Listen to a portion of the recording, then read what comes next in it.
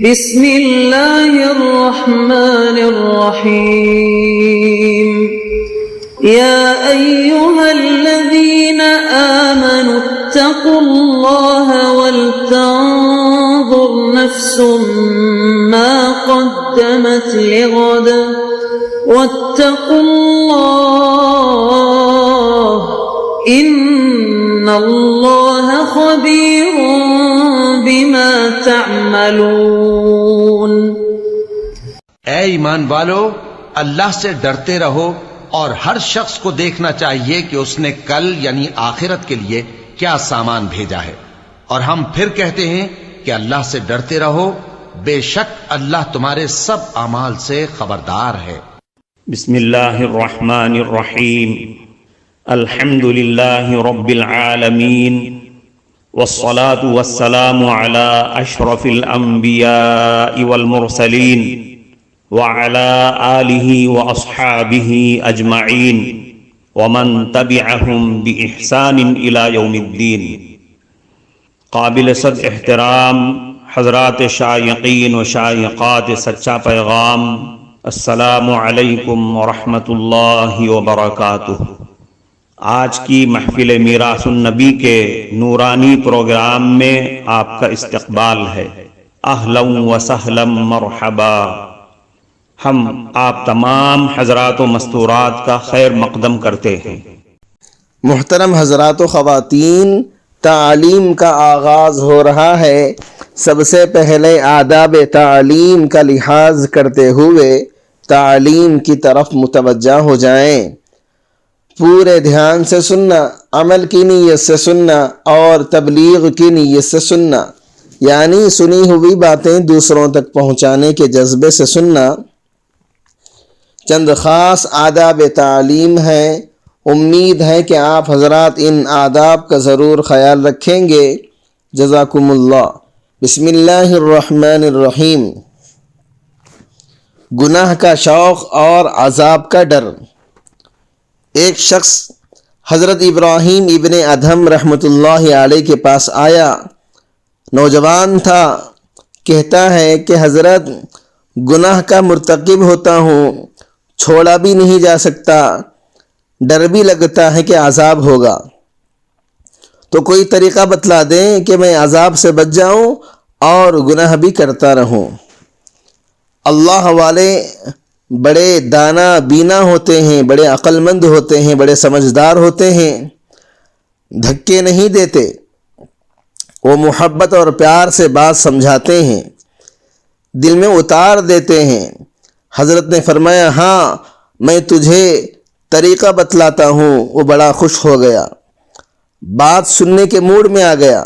وہ کہنے لگا کہ حضرت، اور کون سا طریقہ ہے کہ میں گناہ بھی کرتا رہوں اور میں عذاب اور سزا سے بھی بچ جاؤں؟ آپ نے فرمایا کہ بھائی، پہلی تجویز تو یہ ہے کہ اگر گناہ کرنا ہی ہے تو اللہ رب العزت کی نگاہوں سے اوجھل ہو کر لیا کرو۔ اب وہ سوچتا رہ گیا کہ کہنے لگا، حضرت یہ کیسے ممکن ہے؟ میں اللہ رب العزت کی نگاہوں سے اوجھل ہو کر گناہ کروں؟ یہ تو ممکن ہی نہیں۔ دوسری تجویز حضرت نے فرمایا، پھر دوسری تجویز یہ ہے کہ تم رزق کھانا چھوڑ دو۔ اللہ تعالیٰ سے کہہ دینا کہ نہ تو تمہارا کھانا کھاتا تھا اور نہ تمہاری بات مانتا تھا۔ اس نے کہا، حضرت یہ کیسے ممکن ہے کہ میں کھانا چھوڑ دوں؟ پھر میں زندہ کیسے رہوں گا؟ تیسری تجویز حضرت نے فرمایا، تیسری تجویز پیش کرتا ہوں، اور وہ یہ کہ زمین اور آسمان اللہ رب العزت ہی کی ملک ہے، اسی کی حکومت میں ہے، اور بادشاہ کی نافرمانی اس کے ملک میں رہ کر کرنا یہ اچھی بات نہیں، لہذا اس سے باہر نکل کر نافرمانی کرنا۔ اللہ پاک بھی قرآن مجید میں عجیب انداز سے فرماتے ہیں، یا معاشر الجن والانس ان استطعتم ان تنفذوا من اقطار السماوات والارض فانفذوا لا تنفذون الا بسلطان۔ اگر تمہارے اندر استطاعت ہے، طاقت ہے کہ زمین اور آسمان کے کروں سے باہر نکل سکتے ہو تو نکل کر دکھلاؤ۔ نکلو گے کس دلیل سے نکلو گے؟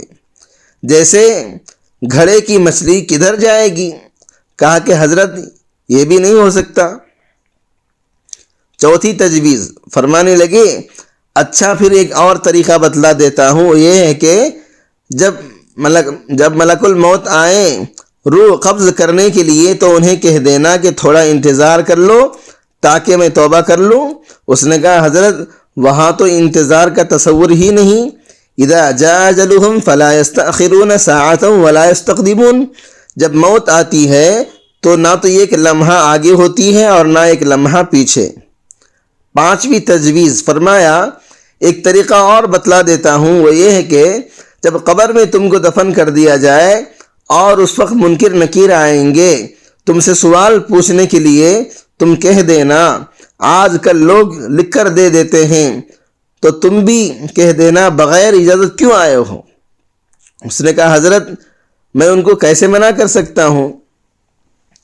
چھٹی تجویز، فرمانے لگے اچھا بھائی ایک اور طریقہ بتاتا ہوں، وہ یہ ہے کہ جب قیامت کے دن تمہارے برے عملوں کو کھولا جائے گا اور پروردگار عالم فرشتوں کو حکم دیں گے کہ اس کو گھسیٹ کر تم جہنم میں ڈال دو، تو اس وقت تم ضد کر کے کھڑے ہو جانا کہ میں تو نہیں جاتا۔ اس نے کہا حضرت میری کیا حیثیت ہے کہ فرشتوں کے سامنے ضد کر کے کھڑا ہو جاؤں؟ میری تو کوئی حیثیت ہی نہیں۔ اب لوہا گرم تھا اور چوٹ لگانے کا وقت تھا۔ حضرت نے فرمایا اے بھائی جب تیری حیثیت ہی کوئی نہیں تو اتنے بڑے پروردگار کی نافرمانی کیوں کرتا ہے؟ کہنے لگا حضرت آج سے میں گناہوں سے توبہ کرتا ہوں اور آج کے بعد وعدہ کرتا ہوں کہ اپنے اللہ کی نافرمانی نہیں کروں گا۔ چونٹی کو چونٹیوں نے قتل کر دیا۔ جھوٹ اس قدر ناپسندیدہ چیز ہے کہ انسان کے علاوہ دیگر مخلوقات بھی اس سے نفرت کرتی ہیں۔ حافظ ابن قیم رحمۃ اللہ علیہ نے ایک عجیب واقعہ لکھا ہے۔ وہ فرماتے ہیں ایک چونٹی ایک مرتبہ اپنے بل سے نکلی، اسے بل سے باہر مری ہوئی ٹڈی کا ایک چھوٹا سا ٹکڑا ملا۔ اس نے اسے اٹھانے کی کوشش کی لیکن وہ اپنی کوشش میں ناکام رہی، چنانچہ اس نے وہ ٹکڑا وہیں چھوڑا اور چلی گئی۔ تھوڑی دیر کے بعد اس کے ساتھ کچھ اور چونٹیاں بھی آ گئیں تاکہ وہ سب مل کر اس ٹکڑے کو اٹھائیں اور لے جائیں۔ ایک آدمی یہ منظر دیکھ رہا تھا، اس نے اس ٹکڑے کو زمین سے اٹھا کر کہیں چھپا دیا۔ سب چونٹیوں نے اس ٹکڑے کو ادھر ادھر تلاش کرنا شروع کیا۔ جب انہیں وہ ٹکڑا نہ ملا تو باقی سب چونٹیاں بل میں چلی گئیں اور اطلاع دینے والی چونٹی وہیں گھومتی رہی۔ اس آدمی نے وہ ٹکڑا اس کے سامنے رکھ دیا۔ اس نے ٹکڑے کو پھر اٹھانے کی کوشش کی لیکن اس کی یہ کوشش بھی ناکام رہی۔ چنانچہ وہ پھر گئی اور ان چونٹیوں کو بلا کر لے آئی۔ اس آدمی نے کئی مرتبہ ایسا کیا، بالآخر ان چونٹیوں نے تنگ آ کر اس چونٹی کو گھیرے میں لے لیا اور اس کے جسم کا ایک ایک حصہ الگ کر دیا۔ اس آدمی نے یہ واقعہ جب اپنے استاذ کو سنایا تو انہوں نے حقیقت سے پردہ اٹھاتے ہوئے کہا کہ دوسری چونٹیوں نے اس چونٹی کو اس لیے قتل کیا کہ اللہ تعالیٰ نے ان کی فطرت میں یہ بات ڈال دی ہے کہ جھوٹ بری چیز ہے اور جھوٹے کو سزا ملنی چاہیے، اگرچہ اس ٹکڑے کے نہ ملنے میں اس کا اپنا کوئی قصور نہیں تھا، لیکن چونکہ وہ چونٹی ان کے نزدیک جھوٹی ثابت ہو چکی تھی اس لیے انہوں نے مل کر اسے جان سے ہی مار دیا۔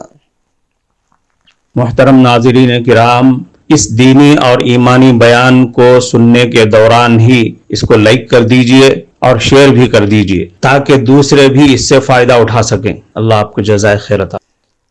امام اعظم ابو حنیفہ رحمۃ اللہ علیہ شروع میں کپڑے کی دکان کیا کرتے تھے۔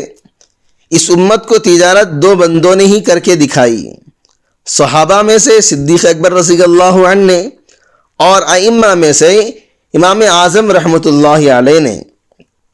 ان کی دکان میں کپڑے کا ایک ایسا تھان تھا جس میں کوئی داغ لگا ہوا تھا، اس لیے امام صاحب نے اپنے ملازم سے کہا ہوا تھا اگر تم سے کوئی یہ بندہ یہ کپڑا خریدنے کے لیے آئے تو پہلے تم اس کپڑے کا عیب دکھا دینا، پھر بیچنا۔ اللہ کی شان کہ وہ اس بات کو بھول گئے۔ چنانچہ ایک بندہ آیا اور وہ عام روٹین کے حساب سے وہ تھان خرید کر لے گیا۔ جب امام صاحب نے دیکھا، پوچھا کیا وہ تھان بک گیا؟ ملازم نے کہا جی ہاں بک گیا۔ پوچھا کب بیچا ہے؟ اس نے بتلایا کہ ابھی تھوڑی دیر پہلے۔ امام صاحب رحمۃ اللہ علیہ نے پوچھا کیا تم نے اسے کپڑے کا عیب بتلایا تھا؟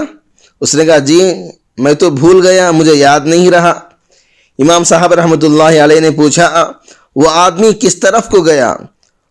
اس نے بتلایا کہ وہ آدمی اس طرف گیا۔ امام صاحب رحمۃ اللہ علیہ نے اس کے دیے ہوئے سارے پیسے اٹھائے اور اس کی تلاش میں نکل کھڑے ہوئے۔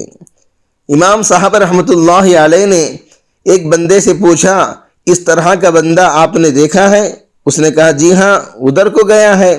دوسرے سے پوچھا تو اس نے بھی اس کے جانے کی تصدیق کی، حتیٰ کہ چلتے چلتے شہر کے کنارے پہنچ گئے۔ وہاں پانی کا ایک بڑا تالاب تھا، جو اس تالاب کے قریب وہ آدمی موجود تھا۔ امام صاحب رحمۃ اللہ علیہ نے اس آدمی کو حقیقت حال سے آگاہ کیا اور فرمایا میرے ملازم نے آپ کو بتانا تھا کہ اس کپڑے میں عیب ہے، مگر وہ بھول گیا اور بتا نہ سکا۔ اب میں آپ کے پیسے لے کر آیا ہوں، اگر تم چاہو تو اسے اپنے پاس رکھ لو اور سودا ختم کر سکتے ہو، اور اگر چاہو تو اس سودے کو قبول کر لو، تمہیں اختیار ہے۔ اس نے کہا جی آپ مجھے پیسے دے دیں۔ حضرت نے اس کو پیسے دے دیے تو اس نے لے کر وہ پیسے تالاب میں پھینک دیا۔ حضرت بڑے حیران ہوئے اور پوچھا یہ آپ نے کیا کیا؟ وہ کہنے لگا اگر آپ کا مال عیب والا تھا تو میں بھی کھوٹے پیسے دے کر آ رہا تھا، لہذا اب میں آپ کو صحیح پیسے دے دیتا ہوں۔ چنانچہ اس بندے نے حضرت کو اب صحیح پیسوں سے پیمنٹ ادا کر دی۔ اللہ رب العزت نے سچ کے بدلے ان کو کھوٹے پیسوں سے بچا لیا اور کھرے پیسے عطا کر دیے۔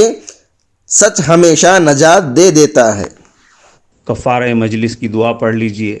سبحانک اللہم و بحمدک، اشہد ان لا الہ الا انت، استغفرک و اتوب الیک۔